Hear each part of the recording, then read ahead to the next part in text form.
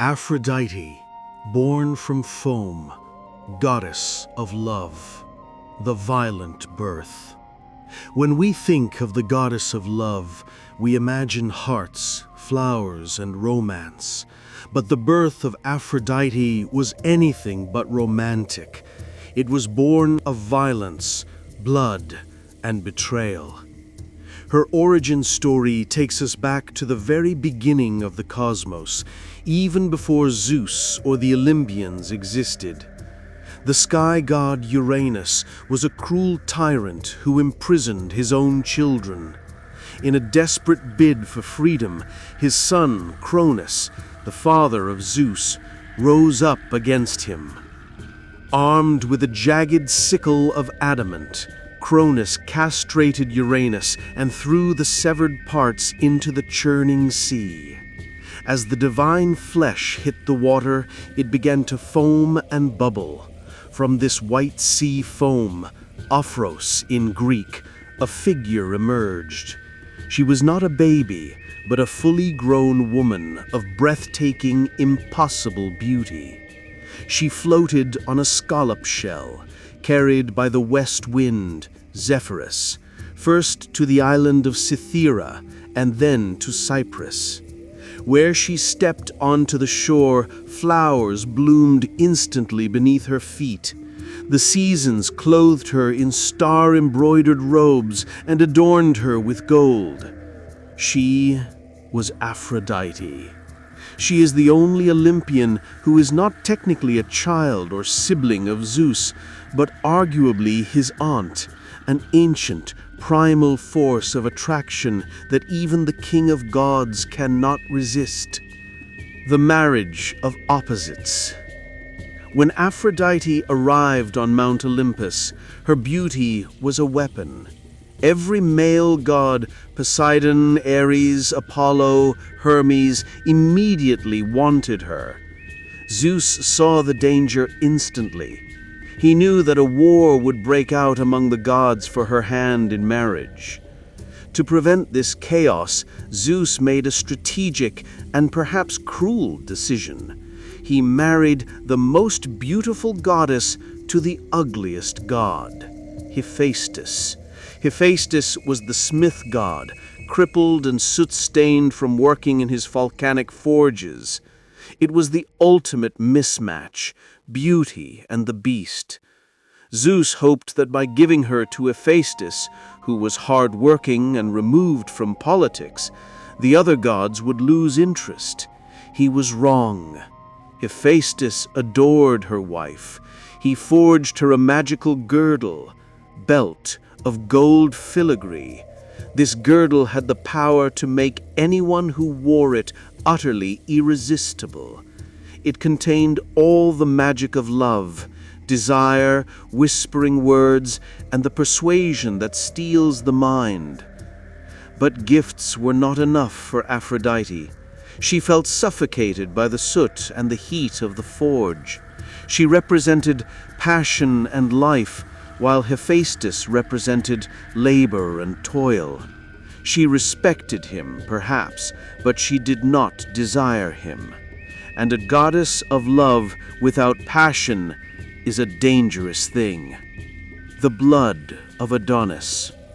Aphrodite's most famous affair was with Ares, the god of war, representing the attraction between love and violence.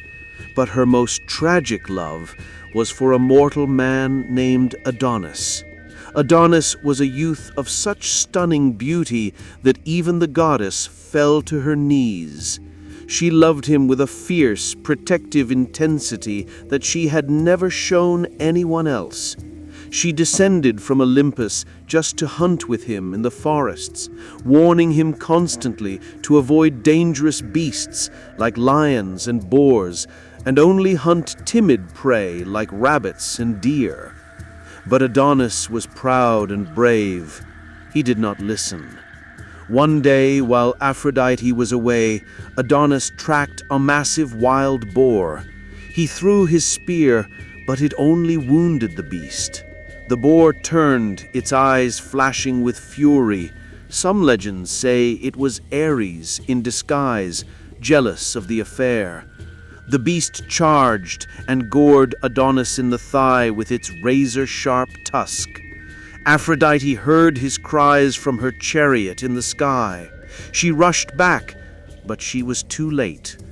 She held her dying lover in her arms as his lifeblood soaked the earth. In her grief, she sprinkled nectar on his blood. From that mixture, a fragile flower bloomed, the anemone, or windflower. It is beautiful but short-lived, just like Adonis. This tragedy showed that even the goddess of love is helpless against the fates. She can grant love, but she cannot grant life. The Sculptor's Prayer. Not all of Aphrodite's stories end in tragedy. She is also a benevolent goddess who rewards true devotion. The story of Pygmalion is a testament to her softer side.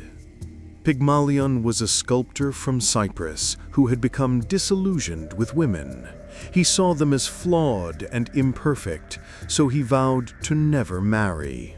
Instead, he poured all his passion into his art. He carved a statue of a woman out of ivory. It was so realistic, so exquisitely beautiful, that no living woman could compare. He named her Galatea. Slowly, obsessively, Pygmalion fell in love with his own creation. He brought her gifts of shells and flowers. He dressed her in fine robes. He spoke to her, kissed her cold lips, and wept because she remained lifeless stone. On the festival day of Aphrodite, Pygmalion went to the goddess's altar. He made a humble offering and prayed, "O goddess, give me a wife like my ivory statue." He didn't dare ask for the statue itself to come to life. It seemed impossible. But Aphrodite heard the longing in his heart. She was touched by this strange, pure love. When Pygmalion returned home and kissed his statue, something was different. The ivory felt warm. He pressed his fingers into her arm, and the stone yielded like wax. A pulse began to beat in her neck. Galatea opened her eyes. Aphrodite had breathed life into the stone. It is a reminder that love has the power to create life where there was once only cold indifference. The origin of the Trojan War. However, we must never forget that Aphrodite is dangerous. Her vanity triggered the greatest war in mythology. It began at the wedding of Peleus and Thetis, where Eris, the goddess of discord, threw a golden apple marked "To the fairest." Hera, Athena, and Aphrodite all claimed it.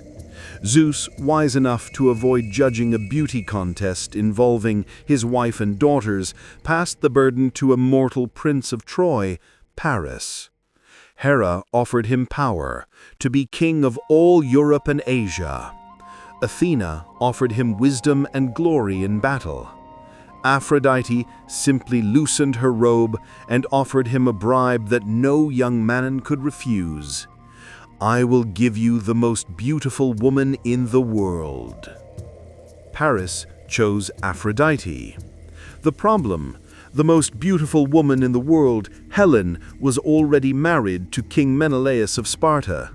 Aphrodite didn't care about mortal marriage vows. She helped Paris abduct Helen and take her to Troy. This act launched the 1,000 ships of the Greeks and started the 10-year Trojan War. Cities burned, heroes died, and civilizations collapsed, all because of a beauty contest. Aphrodite stood by Paris throughout the war, protecting him and Helen, proving that in her eyes, love justifies any cost, even the destruction of nations. She is Aphrodite Pandemos and Aphrodite Urania. She is the joy of life and the cause of ruin. She reminds us that love is the most powerful force in the universe, capable of creating life from stone or burning a city to ash.